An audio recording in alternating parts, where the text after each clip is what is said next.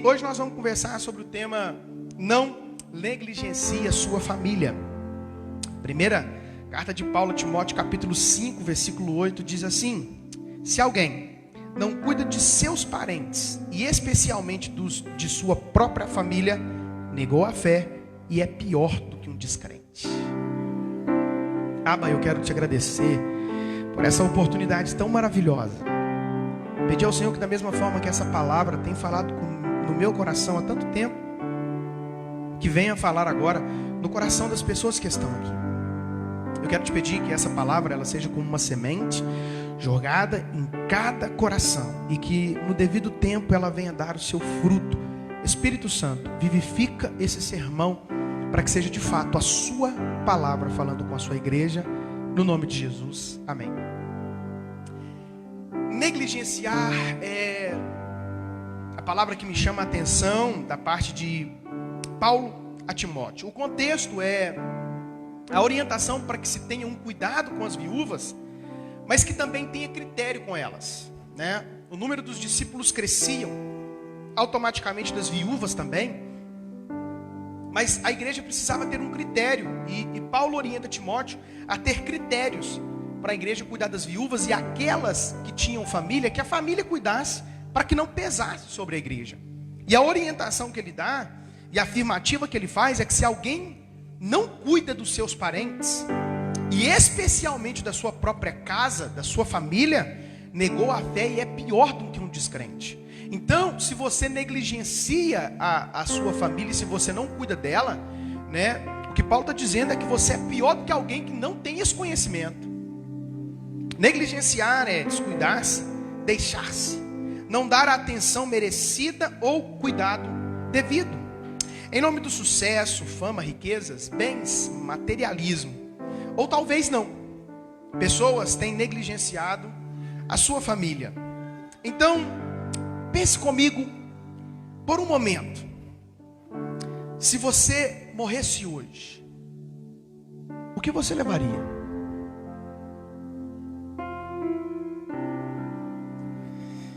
Se você morresse hoje, quem você acha que iria no seu velório?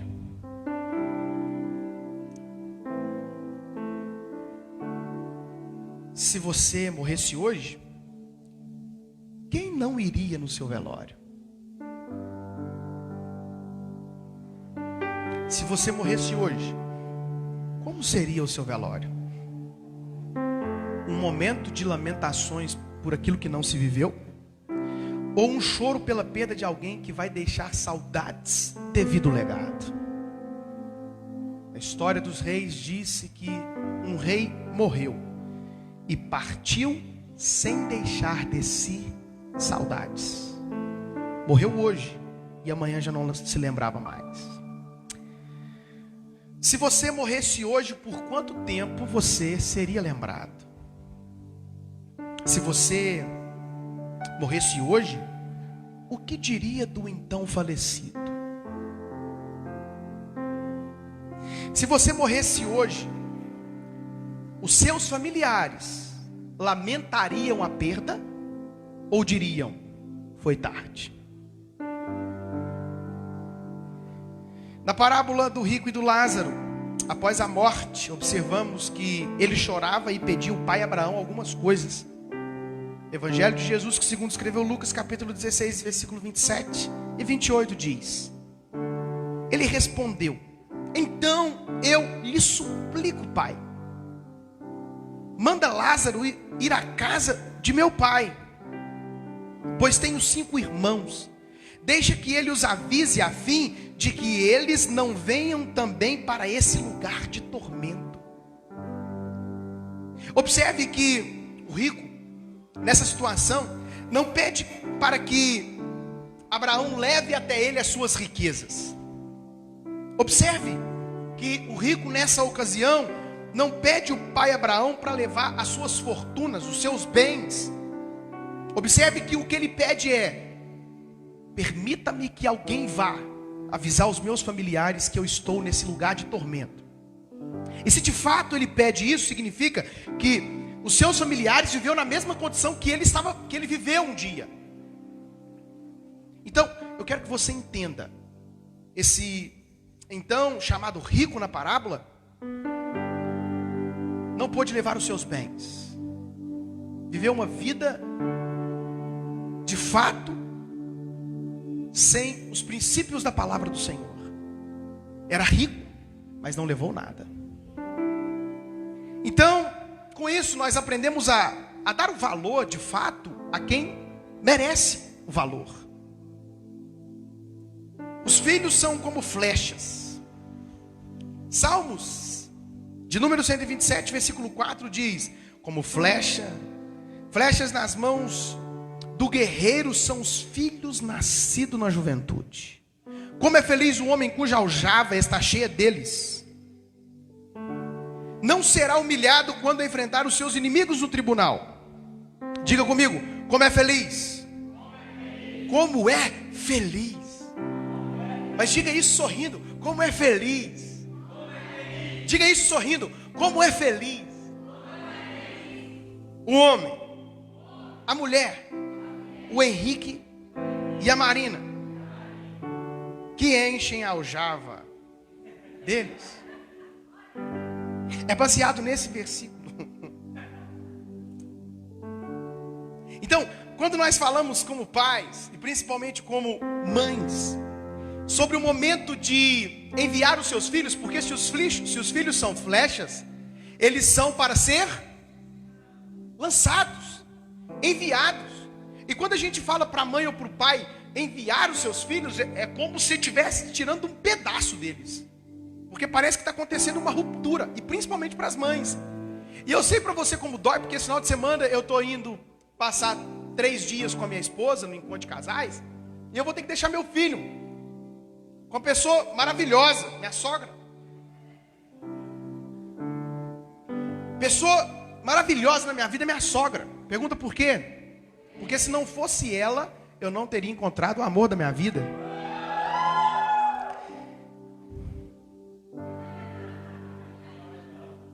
Então entenda. Pode doer no nosso coração, mas vai chegar o momento que seus filhos e os nossos filhos vão ter que sair de casa. E pode doer isso no nosso coração. Mas quem aqui está casado hoje? Você ama os seus pais, certo ou errado? Você quer voltar para a casa deles? Então por que você insiste em querer dizer que seu filho nunca vai te deixar?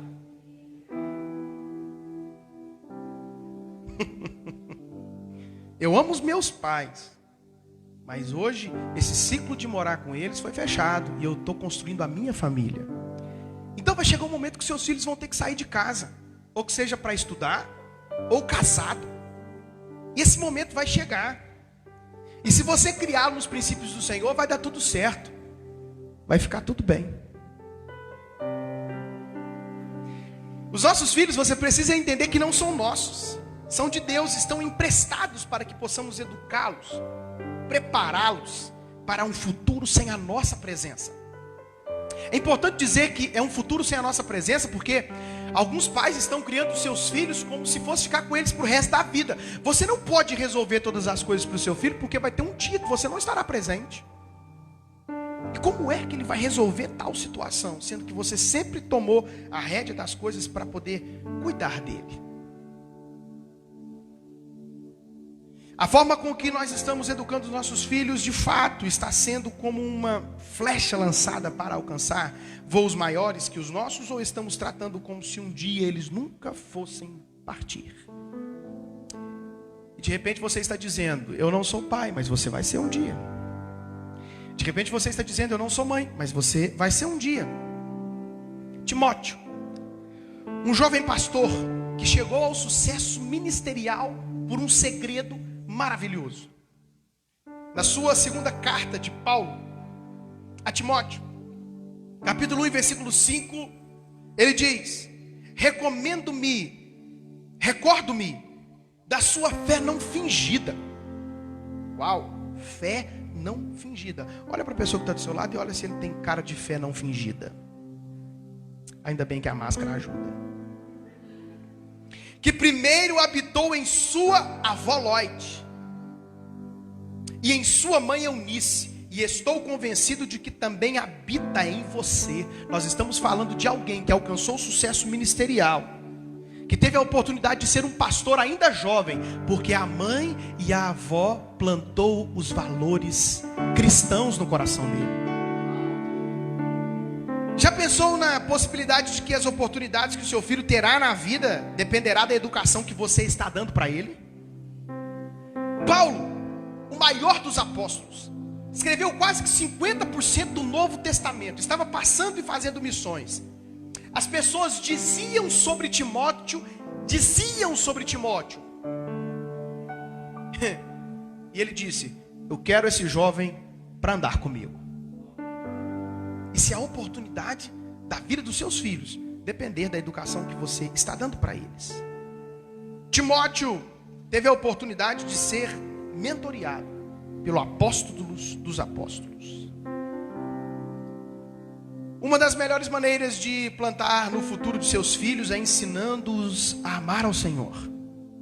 E como que isso é feito? Como que a gente faz isso? Ensinar os filhos a amar ao Senhor? Não tem como amar alguém sem se relacionar com ele. Eu, quando conheci Marina, eu achei que amava, mas eu entendi que com o tempo o amor é uma escolha, e amor é comportamento. O amor não é simplesmente uma emoção.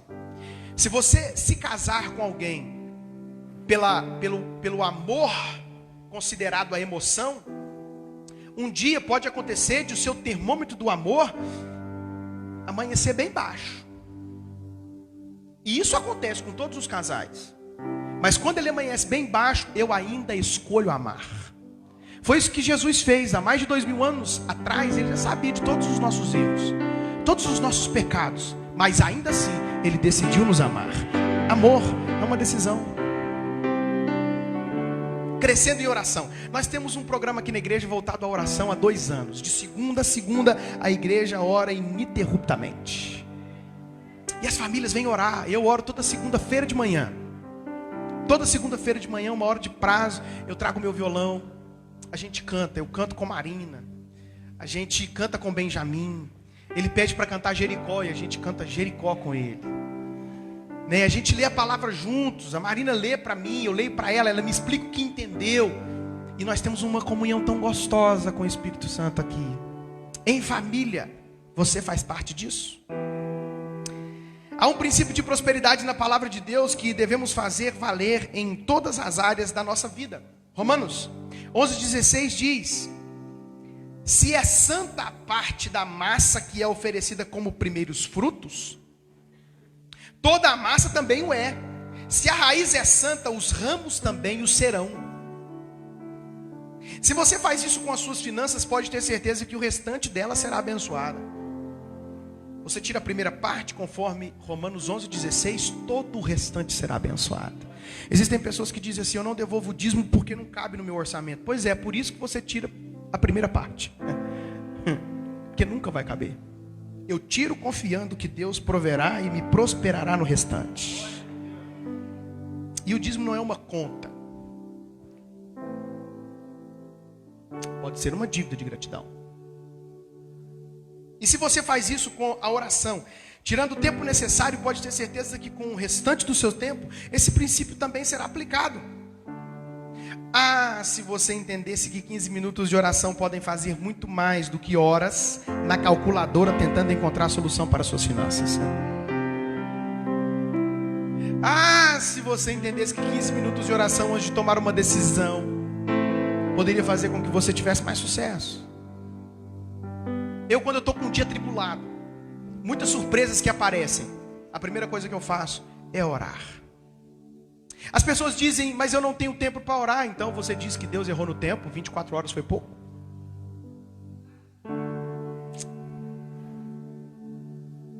Ah, se você entendesse, que se você tirasse a primeira parte do seu dia para poder entregar para Ele as suas petições e o seu amor, o seu dia com certeza seria diferente.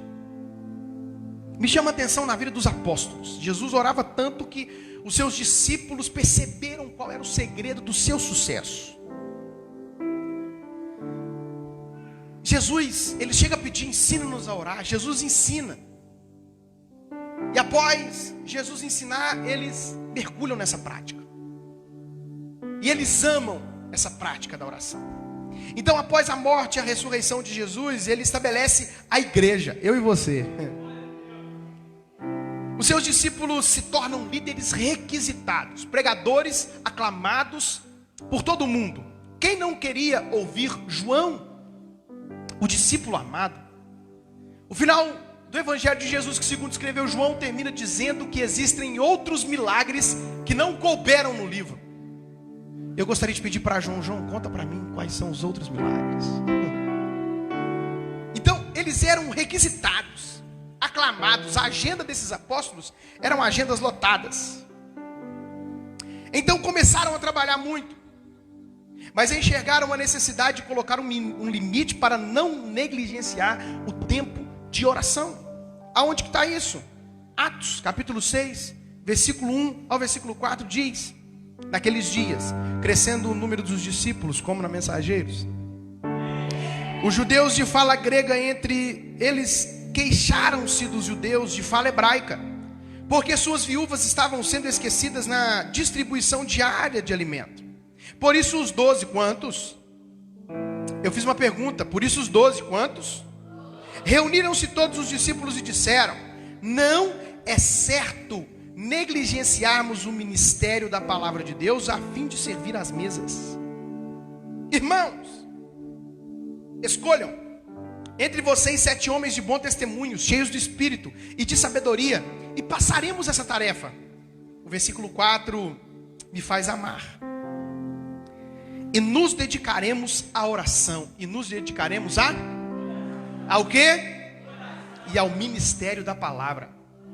Porque quanto mais o serviço aumenta, mais eu vejo a necessidade da oração. E se o serviço aumenta, eu posso tirar qualquer coisa, menos o meu tempo com Deus. Bruno e Bruna abriram seu próprio negócio, pet shop. E eles entraram no programa do projeto Crescendo em Oração. Eles vinham orar na igreja 10 horas, toda quinta-feira, 11 horas. E aí dá para você ver o nível do movimento que eles tinham. Mas fruto de fidelidade, as coisas começaram a acontecer. O serviço aumentou. E ele me ligou e disse: pastor, eu não posso mais orar, porque agora eu trabalho o dia todo. Claro que não. Ele disse: pastor, nós orávamos às 10, agora nós vamos orar às 6. Porque eu não vou abrir mão do meu tempo de oração, porque isso que tem me feito crescer. Estão até com um funcionário agora.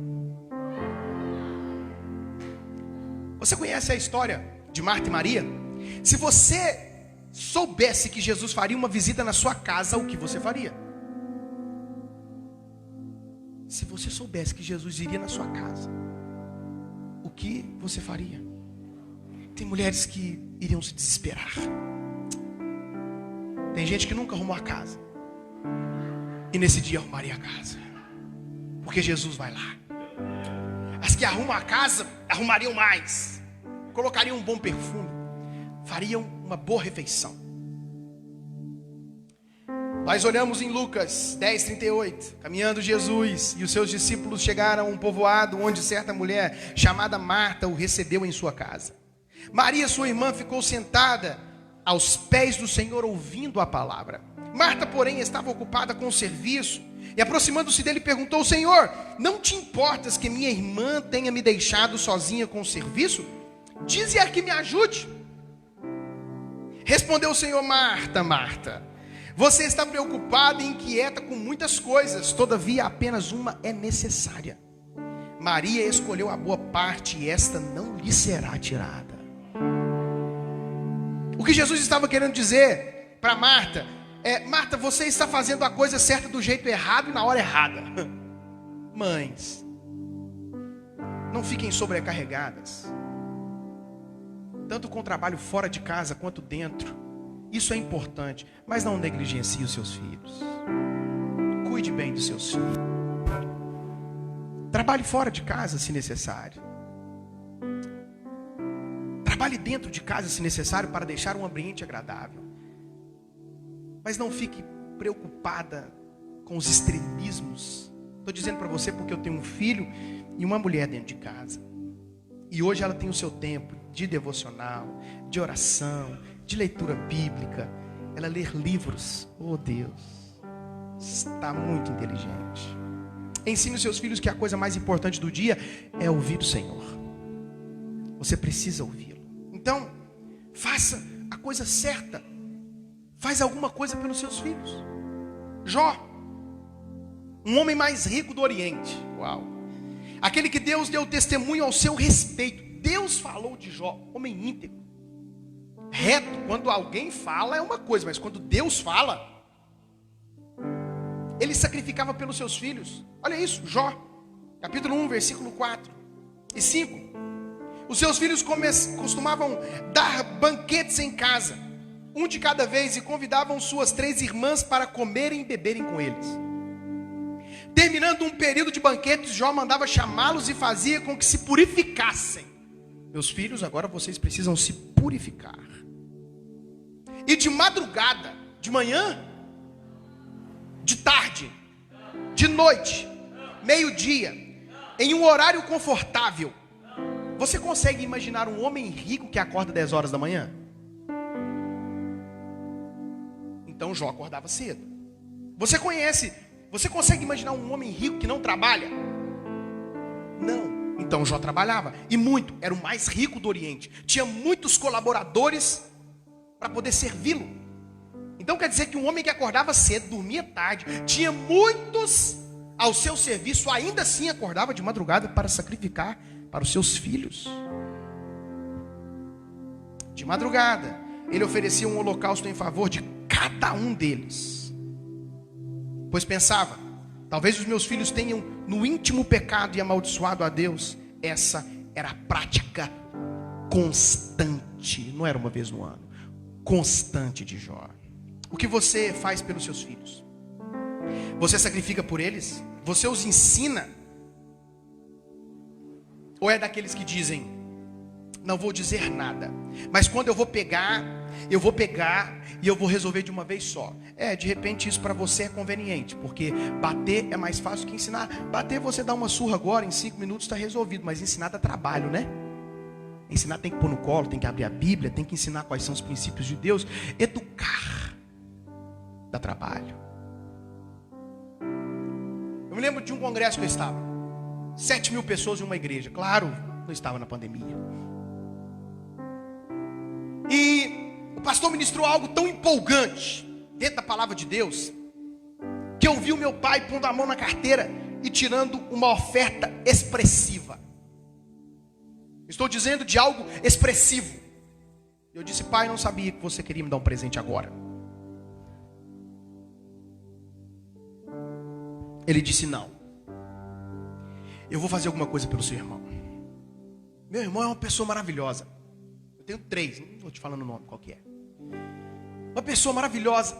Te falar, eu não conheço alguém com um coração gigante como o dele. Me lembro de no início, aqui na igreja, nós termos dificuldades financeiras. Eles tinham um movimento em Arcos, acabou virando um movimento, tal de ANEM. Aí virou Amigos Unidos por não sei o que, fizeram camisetas, quase que virou uma ONG. Ficaram sabendo das dificuldades financeiras da igreja, e a gente querendo melhorar a igreja. E a gente nunca teve tanto dinheiro, mas fé. Eu me lembro de um domingo que esse teto estava aberto, começou a chover e nós passando rodo na igreja, porque a gente queria alargar a tenda, porque a gente sabia que um dia você ia vir para cá. Então, dificuldades financeiras, ele reuniu umas 10, 20 pessoas, vieram para a nossa cidade, venderam ação entre amigos e deram uma oferta expressiva para a igreja. Olha que coração. Só que por algum motivo, pode ser até inclusive de organização financeira, ele nunca foi alguém que conseguia ter alguma coisa. Não conseguia ter um carro, não conseguia pagar o aluguel em dia. Era uma dificuldade. Meu pai disse, eu vou fazer alguma coisa pelo seu irmão. Ele tirou uma oferta expressiva, foi no altar do Senhor, nessa igreja que a gente estava. deixou uma oferta e disse: Deus, faz alguma coisa pelo meu filho. Os anos se passaram. Eu disse no outro dia, eu disse: os anos se passaram. Os anos se passaram. Hoje meu irmão abriu seu próprio negócio. Tem a oportunidade de levar a família para viajar. Conquistou sua casa própria. E seu negócio está crescendo. Meu pai fez alguma coisa pelo irmão. Irmão, o que você faz? Pelos seus filhos. Descobrimos que Benjamim vai precisar passar por alguns processos. Eu orei pelo meu filho antes dele chegar. E orei muito. Sempre dou testemunho disso. No dia da apresentação de Benjamim, eu dei uma oferta expressiva, porque baseado em José e Maria, eu percebi que eles levaram na apresentação de Jesus uma oferta. E eu trouxe uma oferta. Eu coloquei uma oferta expressiva na mão da minha esposa. Ela disse para mim: não sabia que era um presente agora. Eu falei: mas não é seu, é de Jesus esse presente. Ninguém viu, nós colocamos aqui, porque a oferta não precisa de ninguém ver. Nós colocamos aqui. E nós descobrimos que ele vai precisar de começar a passar por algumas coisas. Eu digo para você, eu ainda vou ver o meu filho formar na faculdade. Deixa eu dizer para você, eu ainda vou consagrar meu filho a pastor um dia. Deixa eu dizer para você, meu filho vai casar, vai me dar netos, ele vai conquistar as multidões.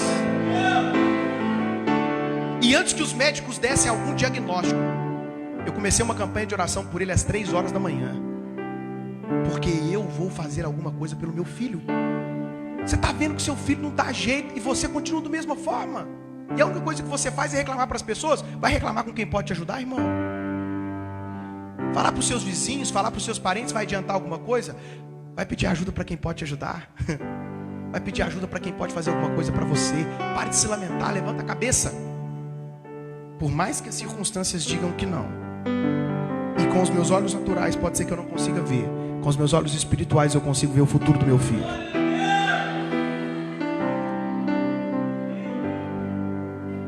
Mas eu não tenho tanta preocupação com os meus filhos, sabe por quê? Porque eles ainda não são adultos, eles são crianças. Deixa eu dizer uma coisa para você. Eu tenho uma experiência com liderança de jovens. Liderei por muito tempo. Não que não lidero hoje.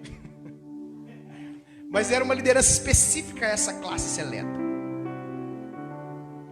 E durante muito tempo eu vi que os pais de fato não se importavam. Tinha culto de jovens, não mandava. Tinha culto de adolescentes, não mandava. Tinha o culto kids, não mandava.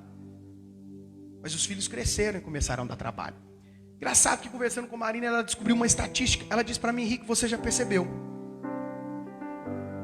que os adolescentes que os pais não estão na igreja dá menos trabalho do que os adolescentes que os pais estão na igreja? Sabe por quê? Porque eles querem entrar para o ministério. Eles querem fazer alguma coisa, eles querem dançar, eles querem cantar, né? Só que quando eles precisam ser disciplinados e reclamam para os pais vêm reclamar com a liderança. Cuidado, você está minando o princípio de autoridade na vida dos seus filhos.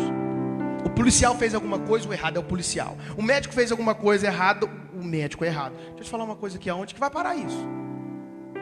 E se não der para você der glória, você diga ai. Deixa Deus tratar, deixa as pessoas tratar e a vida tratar seu filho. Porque você não vai estar com ele para sempre. Deixa eu melhorar esse sermão.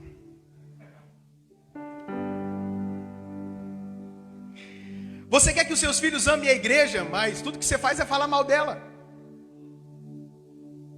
Você quer que os seus filhos amem pastores, mas você não perde a oportunidade de poder falar mal de um. Não do seu, porque o seu eu sei que ele é maravilhoso. Mas dos outros.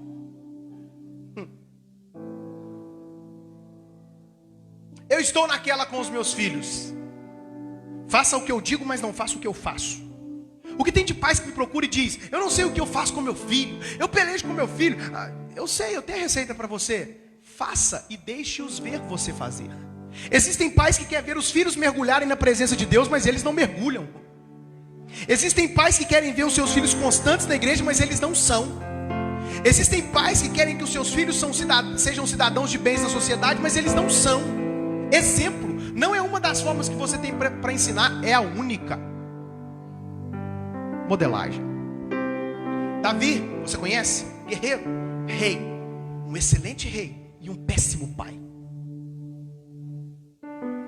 A gente observa isso no caso com Absalão, com Aminon.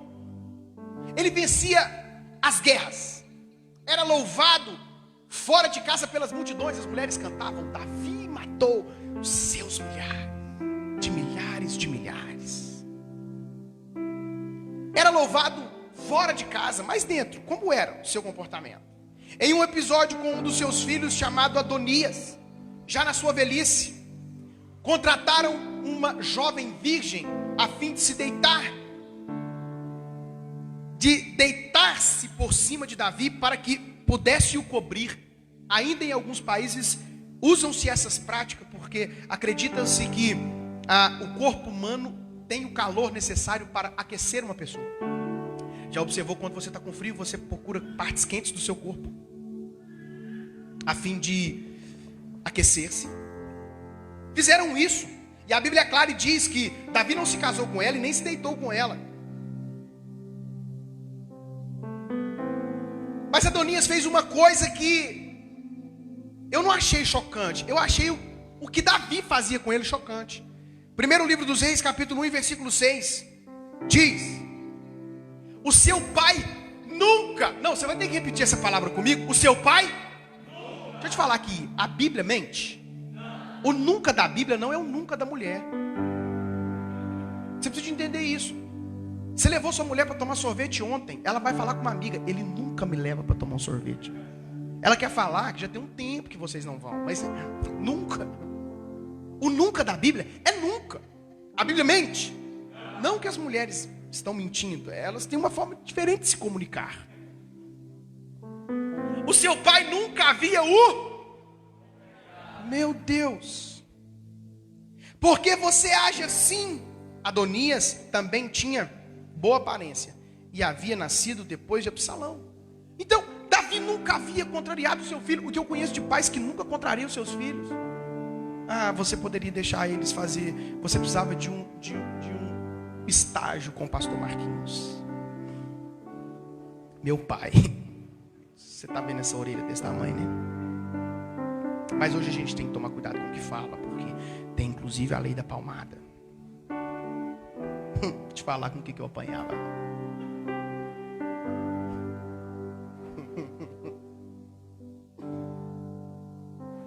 Isso me fez ser homem. Eli, conhece na Bíblia? Não? O pastor desviado. Deus viu a necessidade de levantar um novo sacerdote no tempo dos juízes e levantou Samuel no lugar de Eli. Eli era um sacerdote. E por alguns motivos, inclusive na negligência da educação com seus filhos, ele foi substituído por Samuel. Olha o que diz, primeiro livro de Samuel, capítulo 2, versículo 12. Os filhos de Eli eram ímpios e eram sacerdotes, tá? Eram pastores. Não se importavam com o Senhor. Como assim? 1 Samuel 2, 22. Eli, já bem idoso, ficou sabendo de tudo que seus filhos faziam a todo Israel e que eles se deitavam com as mulheres que serviam na entrada da tenda do encontro. Ele pegava as mulheres e levava para dentro da igreja a fim de ter relacionamento sexual com elas. Eu te pergunto, a Bíblia mente? A Bíblia diz que ele ficou sabendo de tudo que eles estavam fazendo. O que você faz quando fica sabendo que os seus filhos estão aprontando? Porque você conhece aquelas pessoas? Ai, pastor, todo mundo está falando isso de mim. Aí eu falo, mas não é possível que todo mundo está errado. Não é possível que todo mundo está errado.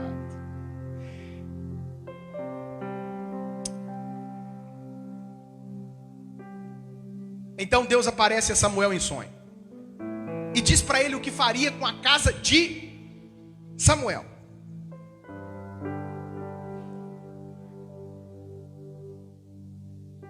Primeiro Samuel capítulo 3, versículo 13. Pois eu lhe disse que julgaria sua família para sempre, por causa do pecado dos seus filhos. Pelo pecado de quem? Do qual ele tinha consciência. Seus filhos lhe fizeram desprezíveis a ele, e ele não os repreendeu. Eli não educava os seus filhos e não mostrava que eles estavam errados.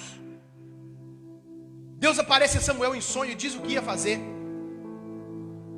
Eli, já sabendo que Deus apareceu para ele numa noite,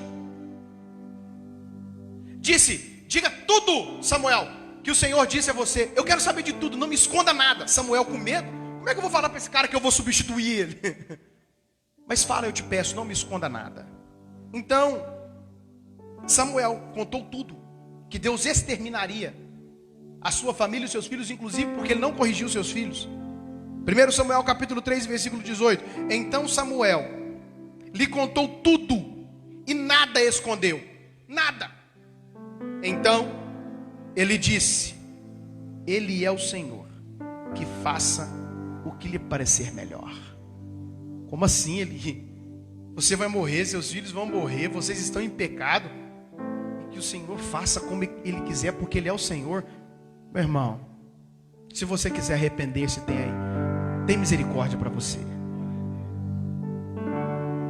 O meu pai é o meu herói. Nós fomos na igreja de Arcos há poucos dias e a equipe de louvor foi comigo. Ele estava lá cultuando ao Senhor com toda a sua humildade. E após isso nós fomos à sua casa. Eu levei eles num quarto aonde ele faz diálise. E dentro desse quarto estava cheio de caixas com o líquido que ele fazia diálise. Há pouco tempo ele foi acometido com insuficiência renal. Os rins já não conseguiam fazer o trabalho, por isso ele precisou fazer hemodiálise. Ele tem uma mangueira que fica amarrada nele o tempo todo. E um buraquinho, porque fica ligado dentro dele. E se você vê, você não acredita. Porque uma coisa que ele tem é gratidão. O meu pai, há mais de 30 anos atrás, ele deixou uma empresa ganhando um bom salário. Não, ganhando um excelente salário, a fim de obedecer um chamado do Senhor. Então, as dificuldades começaram, porque a igreja que ele pastoreava era uma igreja muito pequena, 12 pessoas. Mas ele aceitou o desafio. Deixou a empresa que ganhava bem. Os meus tios chegou a dizer para ele: você é louco, está a ponto de deixar a sua família em dificuldade, inclusive a passar fome por causa de igreja. Mas ele enfrentou. As dificuldades vieram. Nunca faltou nada dentro da nossa casa, porque Deus não permitia. Eu gosto de dizer isso porque de repente você nunca ouviu, mas teve uma vez que um dos meus tios chegaram em casa e disseram: mas não tem um café para tomar nessa casa. Alguém apontou lá no fundo com um carro. Disse ao pastor: faz favor. Ele disse: eu estou com algumas coisas, você pode ir lá para mim? Disse ao meu tio foi. A pessoa que estava no carro disse: eu trouxe uma cesta para o pastor, você pode levar? Ele disse: posso. Abriram o porta-malas do carro e a primeira coisa que ele viu foi um pó de café. Então Deus mandou o café para ele. Com essas dificuldades, eu lembro que o meu primeiro trabalho foi aos 10 anos de idade. Meu pai estava para ir para um casamento com a minha mãe e os meus irmãos. E procuraram para mim roupas, e tinha muitas. Uma do prefeito, outra do vereador, outra... Então com aquelas camisas eu não podia ir para um casamento. Eu me lembro que eu comecei a chorar. Um sábado, por volta de 2 horas da tarde, meu pai começou a andar nas lojas do bairro, procurando uma camiseta para comprar para mim. Hoje eu sei o peso que isso tem, porque eu sou pai. Um pai procurando uma loja aberta a fim de comprar uma camiseta para o seu filho para pagar quando entrasse um dinheiro. Ele voltou e disse: filho, papai não conseguiu. não tinha nenhuma loja aberta. E eu não sei se de fato tinha uma loja aberta, ou se ele não tinha dinheiro, ou se disseram um não para ele. Mas ele voltou para casa. E com isso, eu falei, pai, eu quero começar a trabalhar. Vou vender picolé. Hoje, vários pontos da cidade tem freezers de picolé. Naquele tempo não. Então, vender picolé na rua funcionava. Tudo bem que às vezes eu investia todo o dinheiro em mim mesmo, chupando picolé no final da tarde. Mas nenhum picolé eu tinha, então eu estava no lucro. 10 anos. Aí eu fui trabalhar num sacolão.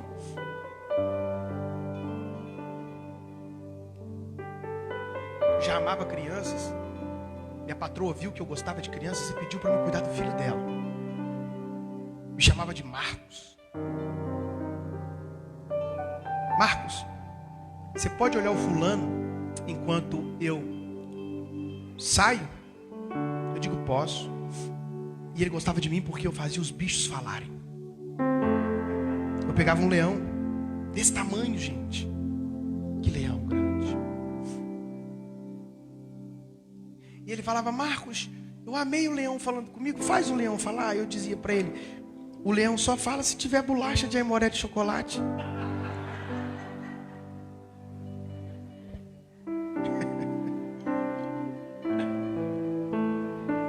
Pai, o leão quer bolacha de chocolate.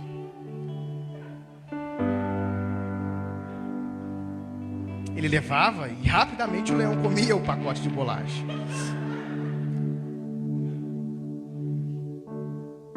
Hoje eu fiquei sabendo que aquele menino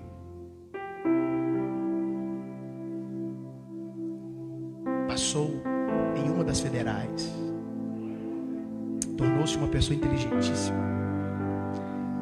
Eu trabalhei em cerâmica de tijolos por muito tempo, para a minha capacidade. 5 dias foi o suficiente.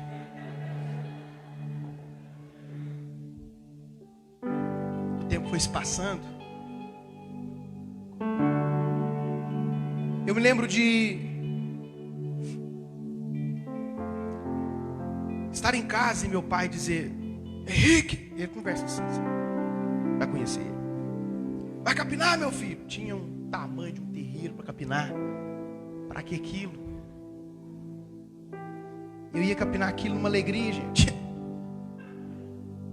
Mas eu capinava. E eu me casei. Passou-se um tempo, eu fui na casa do meu pai e o mato estava baixinho. E eu falava para ele, pai, vamos jogar um hand-up. Ele falava, remédio de mata inchada. Casei. Fui na casa dele e o mato estava baixo. Eu disse, pai, e esse mato aí? Porque na época que eu morava aqui, isso não podia ficar assim não. Ele disse, meu filho, vamos comprar um hand-up. Eu falei, pai, mas remédio de mato na enxada. Ele disse, não, filho, eu estava aqui querendo te ensinar a ser homem.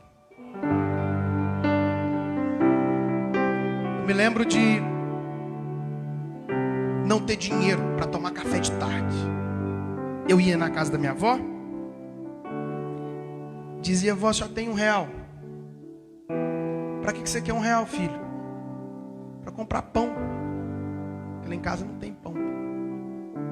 Ela me dava R$1. Eu voltava com 10 pães para casa. Deus já me usava para multiplicação. É porque o pão amanhecido naquele tempo era 10 centavos. Meu pai teve a oportunidade de conhecer a praia com mais de 45 anos. Enquanto os nossos filhos hoje fazem viagens de avião. Ele abriu mão de uma vida maravilhosa financeiramente falando para poder cuidar da obra de Deus. Mas nunca negligenciou o cuidado com sua família. Minha irmã está casada, tem o seu próprio negócio, tem o seu filho. O meu irmão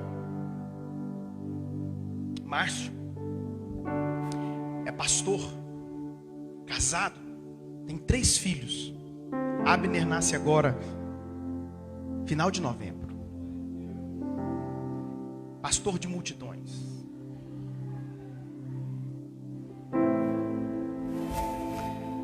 Marcial, 3 filhos.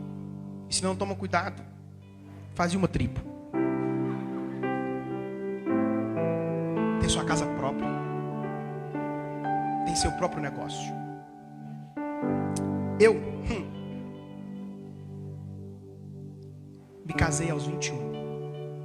Assumi a responsabilidade da igreja com 24, onde as pessoas dizem até hoje. Eu vou ao médico, ele diz: que você é? Eu digo: pastor. Ele diz: mas você é muito novo, pastor. Eu digo: você acredita que não é o primeiro que diz isso?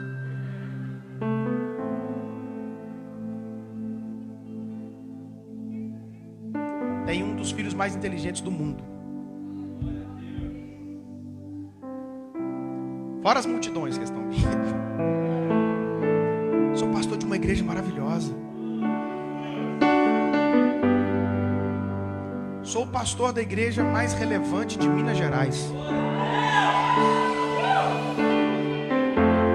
Pastor de uma igreja que ainda não se vê com os olhos carnais, mas a estrutura física dessa igreja vai chegar aos seus 17 mil metros.